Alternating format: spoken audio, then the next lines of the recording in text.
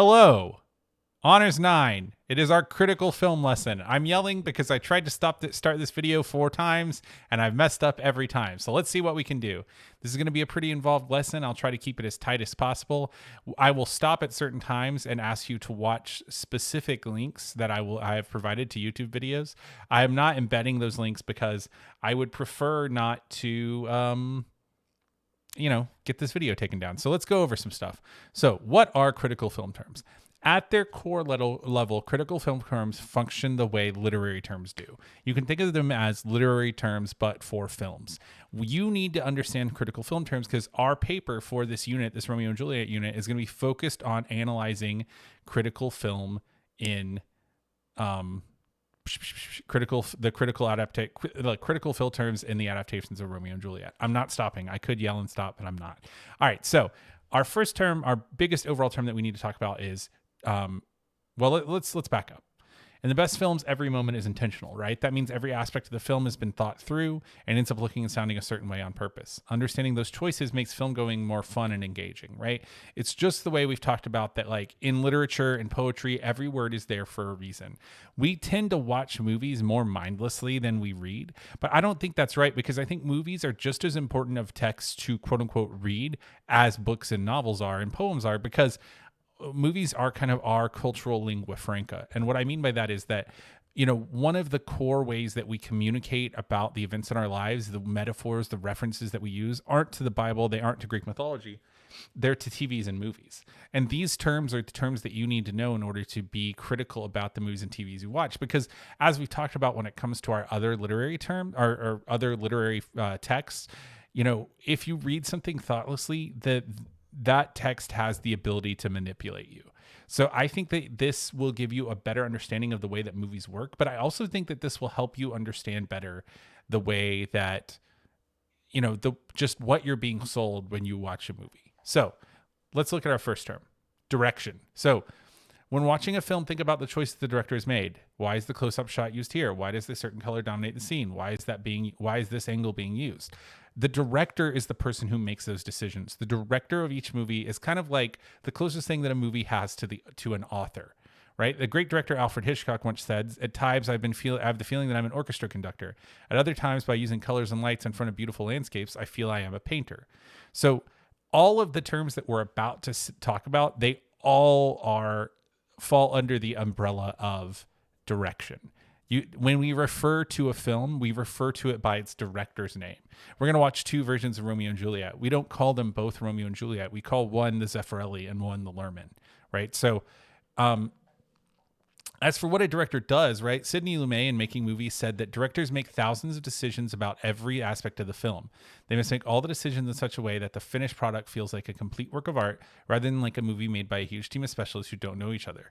A director leads a huge team of hundreds of people and produces a movie that feels coherent and expresses a single vision, right? So what he's trying to get at here is that hundreds and hundreds of people make movies and oftentimes they don't meet. Oftentimes actors who are not in the same scene together in a big movie will not meet. They'll never see each other. So the only way to make it feel coherent, to make that seem like this is just a documentary of a world that exists, which I think is the goal a lot of the time, what you have to do is have someone in charge of the whole vision of the project. So director is involved in every aspect of the project from beginning to end, no matter what, no detail too small, because the person making this, running the camera, and the person doing the visual effects, and the person doing the soundtrack, they're all different people. So the only way to make it all make sense together is to have one person in charge, and that person is the director. So what does the director have sort of power over? Well, one of the first things is screenplay, right? All movies start on paper. Screenplay is an essential element of the film. It communicates the story through dramatic action and dialogue. Now, I'm going to show you the screenplay to WALL-E. We're going to walk over it. We're going to walk through it together. And then I want you to watch the link to the movie that I provided, the link to the intro to WALL-E. So what you'll see is that screenplays are formatted like this, right? You can see exterior space, fade in, stars, the upbeat show tune, put on your Sunday clothes plays. Out there's a world outside of Yonkers, more stars, distant galaxies, constellation and nebulas, a single planet, drab and brown, moving Auto towards it, shutdown initiated. pushing through its polluted atmosphere. Close your eyes and see it glisten. Exterior, the planet's surface, continuous. So when we say exterior, we mean outside, EXT. right? Continuous is the kind of shot where we're constantly moving, right? A range of mountains takes form in the haze. The mountains moving closer, the mountains are piles of trash. The entire surface is nothing but waste.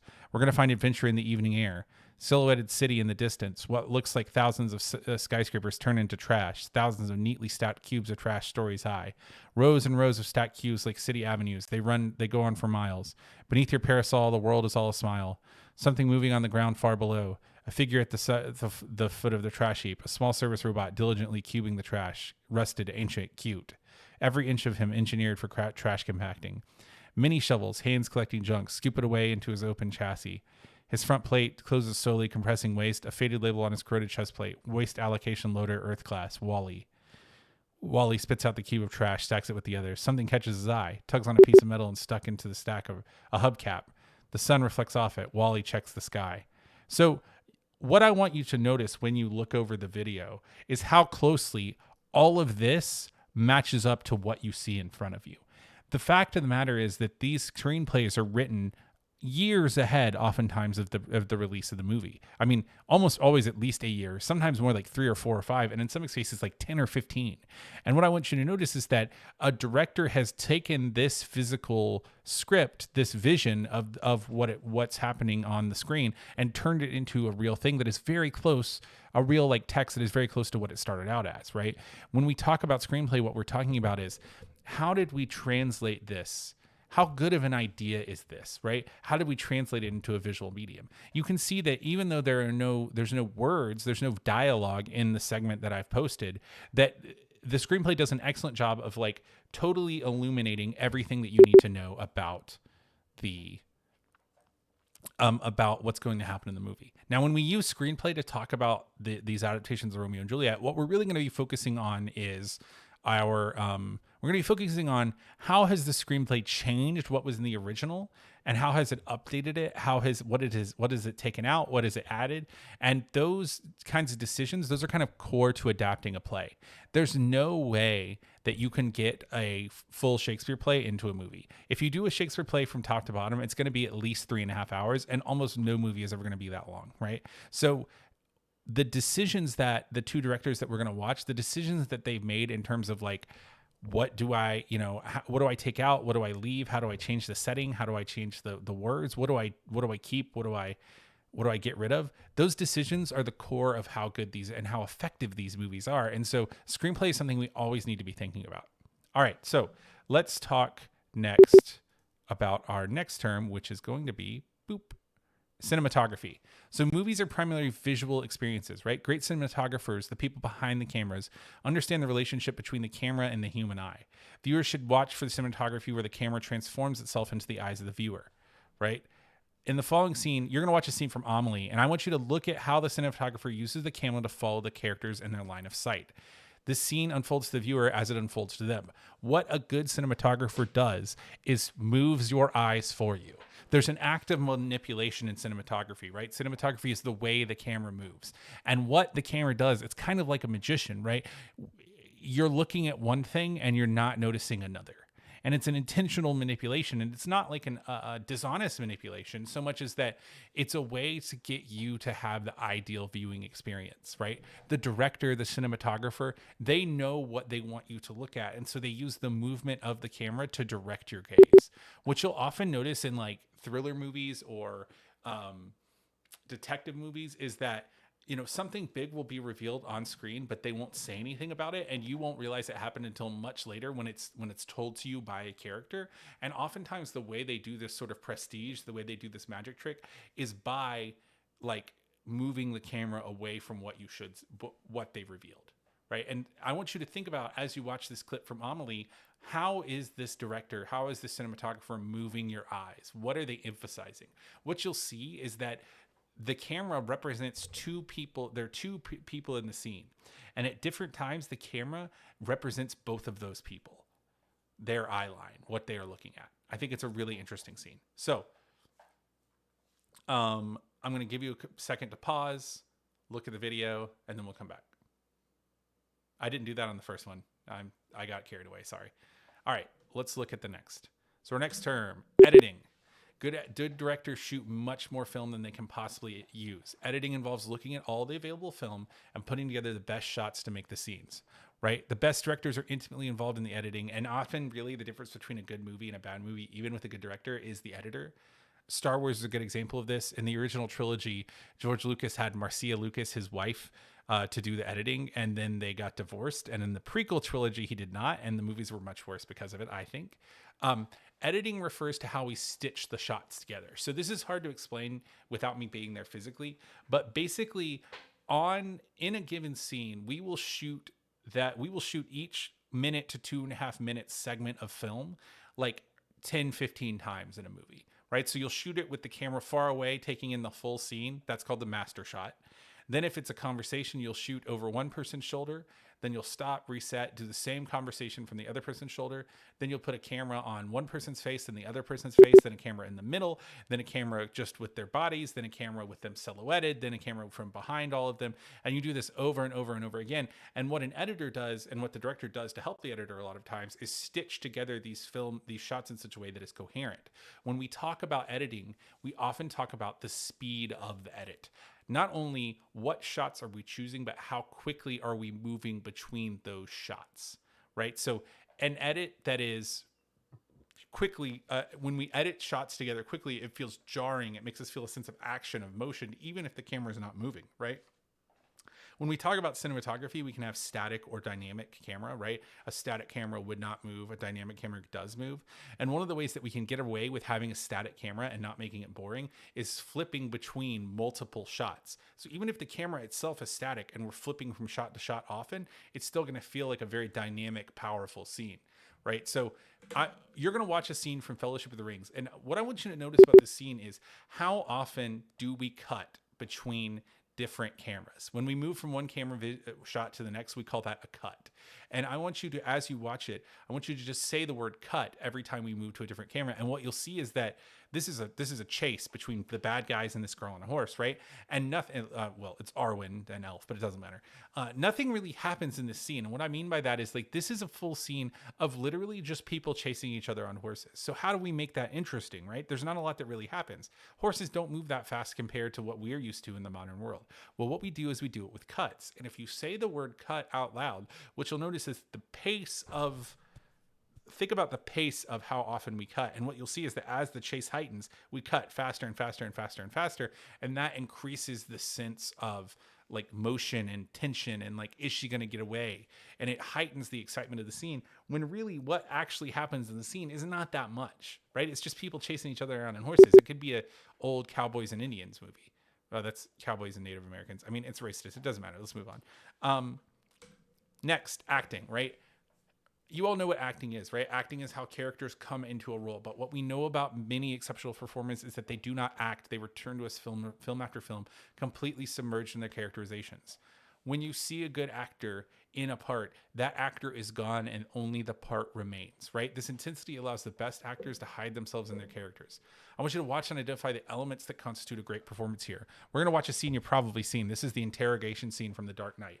I would say that arguably that I think that Heath Ledger's role as the Joker here is one of the most compelling and maybe the best acting role ever performed. And what I want you to think about is, there is a sense, who has the power in the scene between the two characters, right? We have Batman and Commissioner Gordon, and then we have the Joker. The Joker's locked up. He's in an interrogation room. He should not have the power, but who does? Who holds the power in the scene, and how do we know it?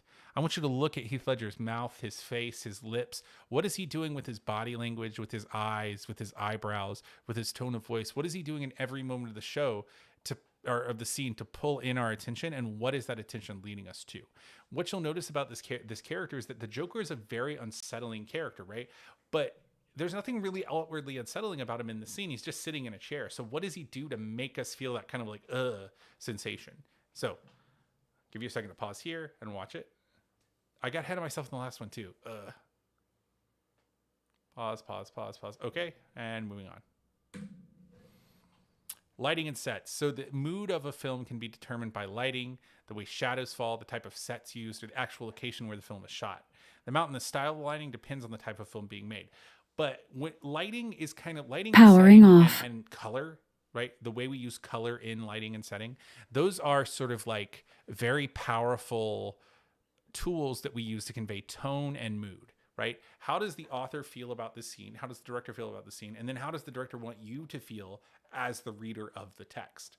Right. And so what you'll see is, think about repeated color patterns. Now on here it says Fellowship of the Rings, but I'm going to give you a different one. There's a link in this Google Classroom post to Drive, the intro to Drive, which is a movie with Ryan Gosling from the mid 2000s. This is a movie about a getaway driver who drives people away from like robberies. And what I want you to watch is, how do we use color? And I want you to think about a couple of things. Or color and shadow are the things I want you to think about. So 2 things I want you to think about. One, if we cover a person's face in shadow, we know that instinctively humans, when they see a shadowed face, they trust it less. Shadow is often a sign of isolation, of mysteriousness. So how are we playing with shadow with Ryan Gosling's face? And then I want you to look at color. What you'll see is there's a lot of blue and a lot of yellow. Blue and yellow are associated with loneliness and sadness, right? And the way these colors are used, they tell us a lot about who this character is before he even says a word in the movie. Now, the third thing I want you to look at is, in terms of the setting, the use of bars and lines. If you pause this at several times throughout this scene, what you'll see is that Ryan Gosling is surrounded by vertical lines, almost as though he has been caged. There's actually a moment when he walks into a garage during the shot where you'll see he's standing in the doorway of a garage, silhouetted, and he's surrounded by vertical and horizontal lines as though he's enclosed in the door. And then around him, the color is just blue. It's like he is trapped in his own sadness and loneliness. And here's the thing, right? We don't have to know this consciously to get that. We associate these colors instinctively because they are the colors we've associated with those emotions throughout our history, right? And so this is what I was talking about when I was talking about manipulation, right? We get a lot about this character, even if we don't know that we're getting it. And when we can appreciate critical film terms like lighting and setting, we can do that analysis by ourselves. We can understand who this character is before we are told who they are. So next, let's talk about, let me give you a pause. Pause here and watch it. Okay, let's talk about soundtrack. Sometimes the best soundtrack is none at all. Other times, the right musical accent on a scene elevates the film and allows the viewer to relate to the character and the story on a deeper level. A good soundtrack should never be overwhelming, but many classic films would be far much less memorable without their scores. And I want you to watch this video. This is the beginning of a 2001 The Space Odyssey. It's a very famous scene. It uses a tune that is actually properly called, most people call it Space Odyssey or 2001 now, but it's actually called also Sprach Zarathustra. It is the beginning of a science fiction movie about like the evolution of man. And what I want you to notice about this scene is the special effects are not very good. Not a lot happens. It's just the sun rising over the earth. So what tone, what mood is set by the music? This powerful, stirring, like emotional music. What is given to us by the music? And then it'd be a good exercise for you to watch this video again with it muted. And think about the difference. What does the soundtrack do to our feelings, tone, and mood, to how we receive the scene? So pause, watch. Okay. So let's put it all together. I have the scene from ET on here, but I'm bored of doing that one, so I'm going to do a different one. There is one called there's a clip on here called from a movie called A Touch of Evil. A Touch of Evil is a very, very good Orson Welles movie. I think it was made by Orson Welles. Yeah, it's Orson Welles. Doesn't matter. An Orson Welles movie from the 30s, and it is about guy who prosecutes this gang, and they're some of the gangs in Mexico, and some of the gang is in the United States, and it's set in Juarez and El Paso. And in this first scene, what you'll see happens is that we have this ticking clock on the scene, right? We know something is going to happen because at the beginning of the scene, someone puts a bomb in the trunk of a car and sets the timer on the bomb for 3 minutes. And I want you to think about how each of these elements contributes to this feeling of tension in the scene, right? How does the screenplay, right? What happens? What is said? How are things moving? How does the camera move? What is the editing like? What you'll notice if you watch carefully is that the editing is that there is no editing. This is one continuous 5-minute shot. It's one of the most impressive pieces of filmmaking ever made. What does that sense of continuity, what does that do to the way we feel about knowing that this bomb is going to go off? And I want you to think about the acting. too, right? How do these characters inhabit this world? What do the characters know and what do we know? And how do they show us that? And then how does that tension, how does that increase our feelings about the scene? Lighting and setting is another good example, right? What is the mood of the setting and our tone, the mood of the setting, and how does that clash with the mood of how we're feeling from the tension of knowing that the bomb is there? I think this is a really good example of how really not a lot happens on screen for us, right? This is two people getting into a car and driving that car into an army base, right? And then there's an explosion, right? But we're not, by itself, that's not a very interesting scene. Not a lot happens. But all of these elements combined, the editing, the cinematography, the soundtrack, the screenplay, and they make a scene that is incredibly compelling, right? So what if we put all of these things together, what do we end up with? And how does each one of those elements affect the scene? Now, what I would like you to do, watch this video. Obviously you just did. Watch the videos I've attached. You've just done that. And then I would like you to fill out your notes. Hopefully you finish that now. And then I want you to watch, if you check going up soon, there should be a 2 handouts and and 2 YouTube clips to 2 versions of the dance scene from Romeo and Juliet, the party scene. These 2 versions are from 2 very different versions of Romeo and Juliet. The Franco Zeffirelli is from 1968. It is a I would say it tries to be in many ways very accurate to the original play. It was filmed in Verona, the real place, the city in Italy. It changes some things, but not many. And I'd like you to go through, watch that scene, pause often, and fill out the note sheet that I've uploaded. You're going to do this for both of them. The note sheet just has some questions about how you think that each film term is used, what you're seeing for the film terms. I'm imagining we're talking a sentence or 2 in each box. You're just going through and kind of taking notes for yourself. This is useful to you because we are not going to have traditional evidence in our film essay. You are only going to be using your notes to present the evidence on these scenes. So, 1968 Franco Zeffirelli is very close. Then we have the 1997, 1999. I can't remember off the top of my head. 96. Anyway, the Lerman. The Lerman is an adaptation of Romeo and Juliet where it is set in mid-90s Verona, where Verona is kind of like Miami, Florida. And these 2 households are presented more like criminal families than they are as sort of like warring noble families. And what you'll see at the very beginning of this scene is that the mask is not so much like a party or like a dance, but it's more like a crazy like rave, drugged out rave. You'll see there's some like cross-dressing and there's a man dressed up like a woman and she's singing this song and it's just total insanity. Now, the point of it is to get across, it's not to like glorify, I don't think the point of this is to like glorify drugs or debauchery so much as it is to get across the point that like we're in a much different setting than we were in the original text. So I want you to think about like, how do these 2 adaptations compared to the original, how do these 2 adaptations manipulate the original text and what is the effect of that manipulation? How do we feel at the end of this scene? You know, at the end of the scene, these 2 people have met and they've fallen in love and they found out that things might not be as simple as they think. So the question is, how do we feel about these adaptations and what emotions do these adaptations cause us to feel or cause us to bring up in us? All right. So that will be on a separate assignment. You'll see, Romeo and Juliet party scene, film annotation assignment. Your reading of these 2 scenes and your annotations on these 2 on your reading of Act 1, Scene 1 and Act 1, Scene 5 and your annotations of the 2 adaptations, those are going to be due Thursday morning. And by due, I don't mean I'm grading them. I mean, you need to have those ready because I'm going to assign you something else for Thursday, Friday, and the weekend. All right. Thank you guys so much. It was great to work with you today, and I will talk to you soon.